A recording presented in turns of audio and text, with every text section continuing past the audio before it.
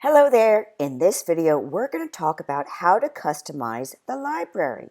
So in order to go there, we're going to go to our dashboard, click on website, and over right here, you should see this middle column, and you're going to see library, and you're going to click on customize.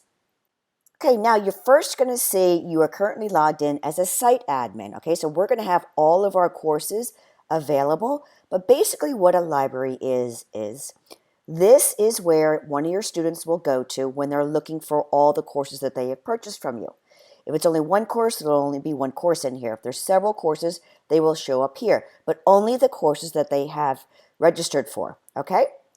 So let's go ahead and start customizing this. I'm going to go over here and click on settings.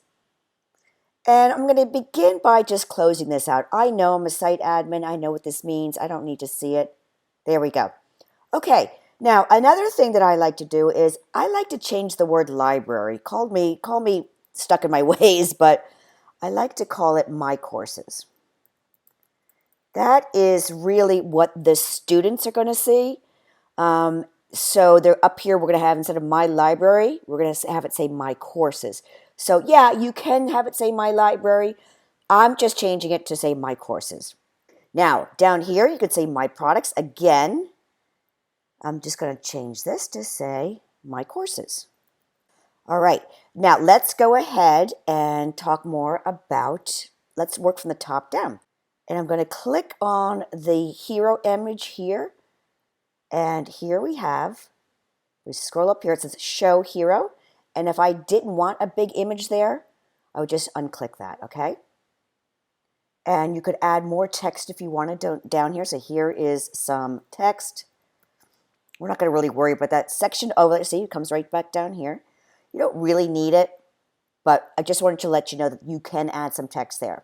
All right, image overlay. This is this nice dark gray kind of overlay, which really makes the white letters pop. And if you didn't want to use the image overlay, you could just do this. And then, of course, you might want to change your font color and things like that. I love the look of an image overlay. So it's going to select an image. And it was just for ease of tutorial sake, I'm going to click on one that I already have, hit select, crop it. All right, so that does change the background image there. So that is what you could do. That is where you're going to change the picture. Again, that's without the overlay, that's with the overlay. Select the image. If you want to change the overlay color, click on what is currently in there, and some people like to do a white. But then, of course, you have to drop the opacity. What you can do is click on this color wheel, and here is where you can drop the opacity. Now we can do that. All right, that makes a lot more sense. I still don't like it, so I'm going to switch it back to the gray. All right, so that's how you change the background image and the overlay. And here we go, alignment, if we want to do left, and then right, and back to center. The spacing, just as how small, look how narrow that is now. That's actually not bad. I kind of like, I don't like the background image. I just threw it up there just for fun. But I do like the ratio. I do like the dimensions of this for a page that's not on the home page, okay? So I'm just going to leave it like that. And if you wanted to add a call to action, you certainly could do it here. We're going to get into call to actions at a later date, so I'm not going to worry about it. You really don't need a call to action in your library or my courses. They've kind of already purchased from you.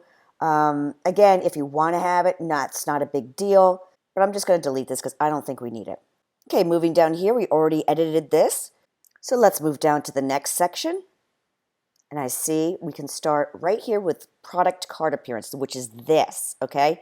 This is your product card. And if we wanted to say, let's going to start with view product. That's the button text for over here. You can say start learning now, whatever you wanted to say. You can have a solid outline. I'm sorry, a solid button. And you could have a full width, an auto. I would just leave that as is because it's really going to also affect how responsive it is on cell devices. Button color, if we want to change that, we can certainly change that. I think I changed it globally. If I want to change it to a purple, I've got that without affecting any of the other red colors. Button text color, if I really wanted to get funky. Okay? All right, now let's click on save. And your new library is now going to say My Courses. Of course, you're going to have a much nicer image back here. We don't need this again. All right? This comes preloaded. We already had this assigned when we developed the course, when we started creating the course. And it says Start Learning Now. Okay, so let's go back and back into the settings. And again, we can go down and we talked about this in an earlier lesson. We had the topography. We talked about the color scheme. You see where that was picked up down here and we changed it locally here. So these are kind of the global things. So if you wanted to go down here and just change these things, these are going to change it globally. So if you're going to change it here, it's going to be changed everywhere. All right, so yeah, if we wanted to change the page background to something like a gray, it's going to show up everywhere. So just be mindful of that. Some of these things you cannot change out locally. And by locally, I mean this one instance. So if you're changing something like the page background, it's going to carry that through all of your pages. All right, that's how you customize your library, or as I like to call it, the My Courses section. All right, I will see you in the next video.